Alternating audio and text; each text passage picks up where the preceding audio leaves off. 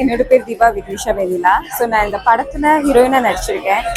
உண்மையிலே ஒரு கிரேட் ஆப்பர்ச்சுனிட்டின்னு சொல்லலாம். இந்த ஆப்பர்ச்சுனிட்டி கொடுத்த விபி என் டீமுக்கு மிகப்பெரிய நன்றிகள்.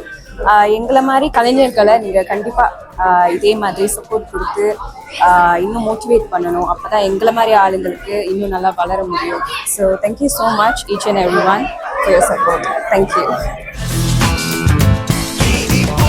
உலகம் MKUS